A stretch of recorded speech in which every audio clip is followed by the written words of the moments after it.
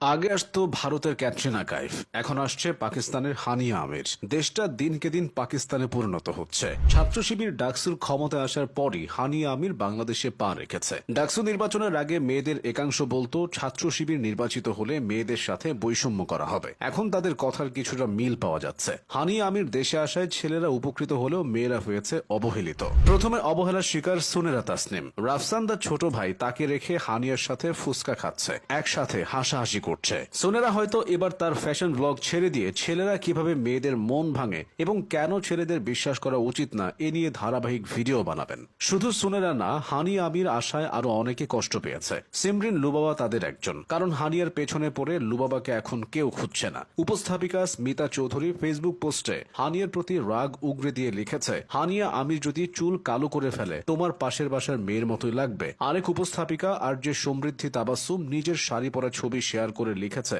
সবাই হানিয়া আমির করছেন। বাঙালি মেয়েরা যে কত সুন্দর, আশেপাশে তো আর চোখ পড়ে না। মেয়েদের এত এত কষ্ট দেখলে হানিয়া নিজেও হয়তো বাংলাদেশে আসতেন না। আগে হানিয়াকে দেখার জন্য বাংলাদেশের অনেক ছেলে পাকিস্তানে যাওয়ার স্বপ্ন দেখত। এখন পাকিস্তানে না গিয়েই তাদের সে আশা পূর্ণ হয়েছে। অন্যদিকে মেয়েরা এখানেও অবহেলার শিকার। তাদের জন্য ফাওয়াদ আফজাল খান ও ওয়াহাজ আলীদের কেউ নিয়ে আসছে না। কথায় আছে, খেতে দিলে বসতে চায়, বসতে দিলে শুতে চায়। বাংলাদেশের ছেলেদের অবস্থাটাও এখন এমন। তারা হানিয়া আমিরকে রেখে এখন দূরে ফিশানকে দেখার আবদার করছে। হানিয়া বেশি সুন্দর নাকি দূরের ফিশান বেশি সুন্দর, সময় ব্যয় করে কেউ কেউ এ তুলনাও করছে। যারা একটু সিরিয়াস তারা তর্ক শুরু করেছে। এটা দেখে পাকিস্তান সরকার ভাবছে ৭১-এর সেনাবাহিনীর সাথে এরকম দু একজনকে পাঠালে হয়তো যুদ্ধে আরেকটু সুবিধা হতো। তবে সবাই যে পাকিস্তানের মেয়েতে আসক্ত এটা বলার উপায় নেই। দেশপ্রেমিকরা যেমন সবসময় দেশের কথা ভাবে, তেমনি ছেলেদের একাংশ হানিয়া আমির থেকেও শায়না আমিনকে এগিয়ে রাখছে। তাদের কাছে শায়নাই বেশি সুন্দরী। কে বেশি সুন্দর আর কে বেশি কিউট এ প্রসঙ্গে একটা প্রশ্ন কেউই করছে না। সেটা হলো হানিয়া আমির নাকি জামায়াত আমির। কে বেশি কিউট?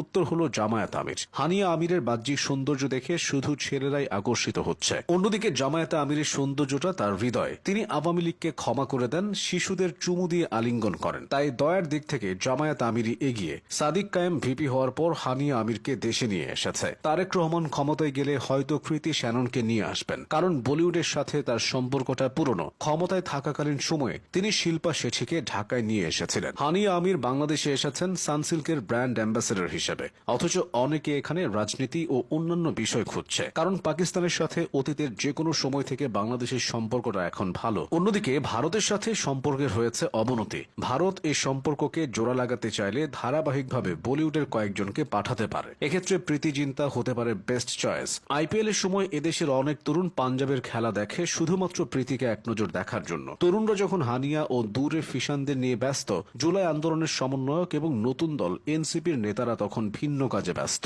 তারা একের পর এক বিয়ে করে নিজের জীবন গুছিয়ে নিচ্ছে। এই তালিকায় সব শেষে যুক্ত হলো হান্নান মাসউদের নাম। জীবনসঙ্গী বাছাই করার ক্ষেত্রেও হান্নান মাসউদ নিজ রাজনৈতিক মতাদর্শের বাইরে যাননি। বিয়ে করেছেন বাকশাস নেত্রী শ্যামলী সুলতানা জেদনিকে। তালাত মাহমুদ রাফির মতো এখন হান্নান মাসউদকেও শুনতে হচ্ছে জিতছেন ভাই।